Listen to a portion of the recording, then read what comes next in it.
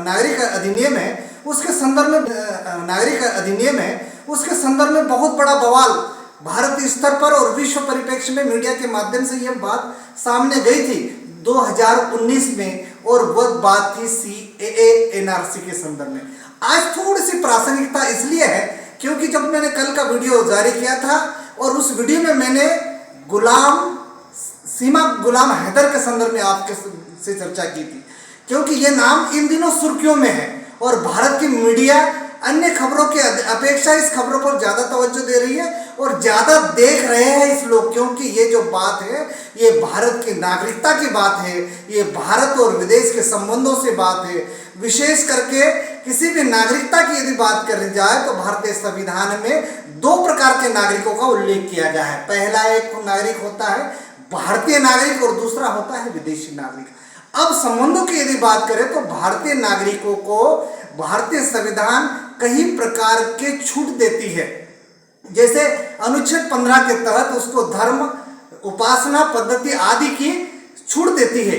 उसी प्रकार अनुच्छेद 16 समानता की बात करती है और उसी प्रकार अनुच्छेद 19 वाक स्वतंत्रता की बात करते हैं। संपूर्ण भारतवर्ष में विचरित करने की, उन्हें संघ बनाने की, बोलने की, रहने की स्वतंत्रता प्रदान करती है। अनुच्छेद 21 शिक्षा की बात करती है। 21 का शिक्षा में क्या सुधार हो सके, छोटे बच्चों को विशेष करके 6 से 14 वर्ष के बच्चों को किस प्रकार से शिक्षा प्रदान की जाए चाहिए, ये उनका अधिकार है। ये भारतीय संविधान में दिया गया है। भारतीय संविधान के हम उस अधिनियम की चर्चा करेंगे जो 1955 में नागरिक अधिनियम आया था। अब नागरिक अधिनियम के तहत एक छोटा सा और कई समय पर अंतर हुए। 1992 में भी उसमें कुछ न कुछ अंतर सामने आया, बात सामने आए। विशेष करके 2019 में नागरिक अधिनियम के संदर्भ में विशेष चर्चा हुई, क्योंकि भारत ने इस अधिनियम में संशोधन किया, नागरिक संशोधन अधिनियम में संशोधन किया और उन्होंने कहा कि हमारे देश के जितने नागरिक हैं वे भारत के तो है किंतु विदेश की धरती पर रह रहे, व्यापार के दृष्टिकोण से गए या रोजगार के दृष्टिकोण से गए और उनके योगदान से भारत की इकोनॉमी कहीं ना कहीं प्रभावित होगी, भारत की आर्थिक स्थिति में एक ताकत आएगी। इसको लेकर भारत सरकार ने उसमें परिवर्तन किया था। लेकिन प्रासंगिकता इस बात की है कि जो सीमा हैदर है वो पाकिस्तानी नागरिक है और भारत, मैंने कहा कि भारत के ऐसे संबंध जिन देशों से हमारे अच्छे संबंध है वहाँ के नागरिकों को भी भारत नागरिकता दे सकती है। ये भारत के संविधान में उल्लेखित है। लेकिन जो दुश्मन देश है, जिनसे हमारे विवाद चल रहे हैं, जिनसे युद्ध चल रहे हैं, ऐसे लोगों को बड़ी आसानी से नागरिकता नहीं दे सकते हैं, क्योंकि इन लोगों से भारतीय संविधान इस संदर्भ में बात करता है कि यदि भारतीय संविधान ये बताता है कि ये देश के लोगों से हमारे पुराने अच्छे संबंध हो सकते हैं, लेकिन 1947 को देश आज़ाद हुआ और 1952 में इस देश में चुनाव हुए। 1950 में 26 जनवरी 1950 को देश का संविधान लागू हुआ। तो नागरिकता ये बताती है कि 26 जनवरी 1950 से पहले इस देश में जो जन्मा था उस व्यक्ति को नागरिकता मिल सकती है, या तो इस देश में वो प्राकृतिक रूप से रह रहा है, या 26 जनवरी 1950 से पहले यानी कि 1948 तक वो इस देश के में आ चुका हूँ। 71 के पहले यदि वो बांग्लादेश से आ गया है तो भी उसमें नागरिकता का प्रावधान है।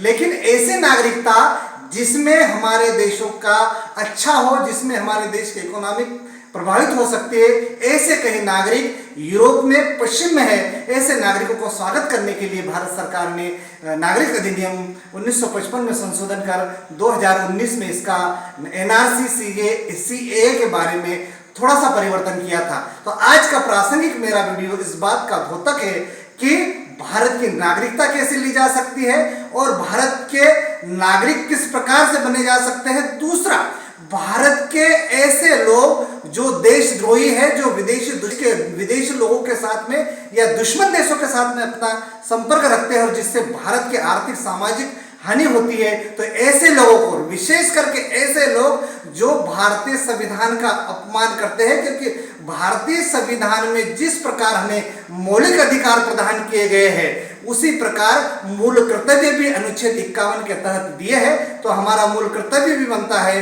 कि राष्ट्रीय संपत्ति को हानि ना पहुंचाए। हमारा मूल कर्तव्य भी बनता है कि राष्ट्र ध्वज का सम्मान करे, राष्ट्रीय संपत्ति का सम्मान करे, इस देश का सम्मान करे, इस देश के चुने हुए प्रतिनिधियों का सम्मान करे। इस प्रकार की व्यवस्था है भारतीय संविधान में दी गई है।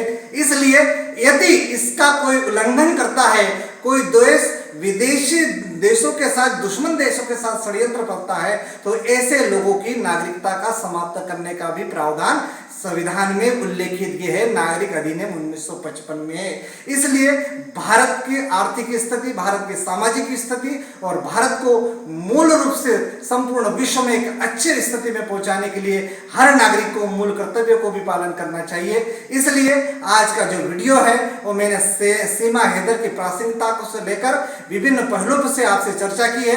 यदि आपने अभी तक इस चैनल को मुख्य नायक को सब्सक्राइब नहीं किया है तो मेरा पुनः हाथ जोड़कर निवेदन है कि कृपया मुख्य नायक को सब्सक्राइब कीजिए, लाइक कीजिए और बेल आइकन दबाना न भूलिए। नमस्कार।